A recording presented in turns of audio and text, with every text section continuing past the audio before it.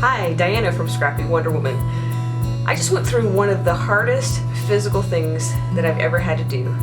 For the last year and a half, well, December of 2021, I was diagnosed with breast cancer.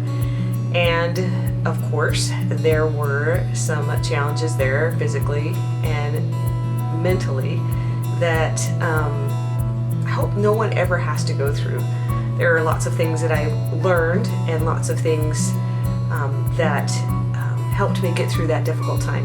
I've been crocheting. I've been crocheting all sorts of stuff. In the very first treatment, it was really hard for me to focus. I felt not very good physically, and during my treatments, which were several hours long, I would work on things while I was there. I would work on blankets and different small things like that, just to pass the time. Let me backtrack a little bit. My youngest son, during his freshman year of lacrosse, tore his ACL and meniscus.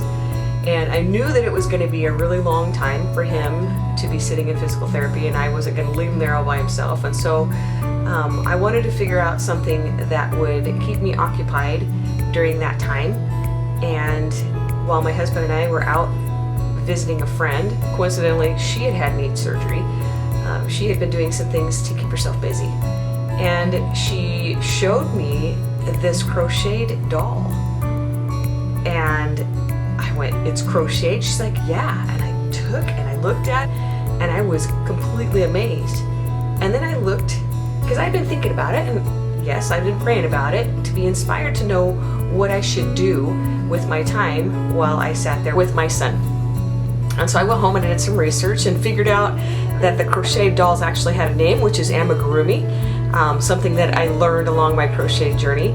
And I sat there for hours on end and I crocheted. And it was a year long that he went to physical therapy. And so I crocheted dolls, I crocheted all sorts of things. People started taking notice and actually wanted me to make creations for them, which for me was a surprise because I'm so hard on what I do. And so my love for amigurumi grew, and I learned a lot about different yarns, different hooks, and I practiced and I practiced and I practiced. My grandmother, when I was a teenager, had taught me how to crochet. Nanny. Learned how to chain, and I learned how to crochet hot pads, and I got really good at that, but I didn't really do anything from there. And so when this opportunity came again for me to start creating dolls, I kind of had to relearn what I'd been taught. And during this year and a half, many people have reached out and wanted to learn and thought, "Hey, crochet looks like fun," which it really is. It takes a lot of practice. And so I wanted to create a space for my friends to come, because my friends that are asking me live in all different locations, and I thought I would create a space for my friends to come and learn. I hope to share some of my journey, my health journey. I just finished chemo last week, so that's fantastic.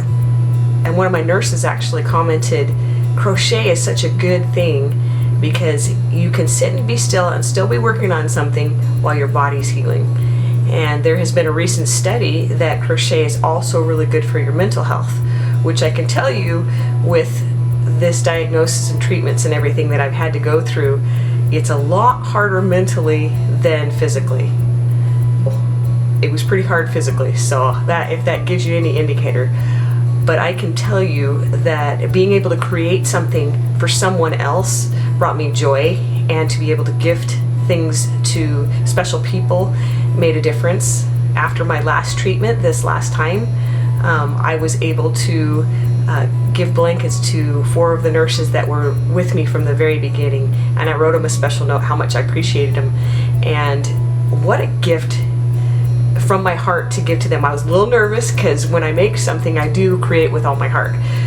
So during this time, I also have had several of my friends reach out to me from all different places, all over the United States and different places, and wanted to learn how to crochet. And I hope to create a place where my friends can come and I can share different, answers to questions and different tips and tricks that will help them so that they can be successful in their crochet journey. Because in the beginning it can get pretty frustrating, and it takes lots of practice to get to the skill level where you can actually create something and have it hold together. Or I've had blankets fall apart, and I've had dolls fall apart, and all different things. And so I hope to create a place where my friends can come, and if you're watching this now, you're part of my village, part of my friend village. Welcome in. And I'm constantly learning something. In fact, just last week I learned some things that I didn't know before. I'm wanting this YouTube channel to be a place that is fun, that is a place where you can come and feel like you're learning something. Thanks for watching all the way to the end, and if you would like to see more of what I have, what of the content that I'm going to provide, go ahead and subscribe, and also like this video.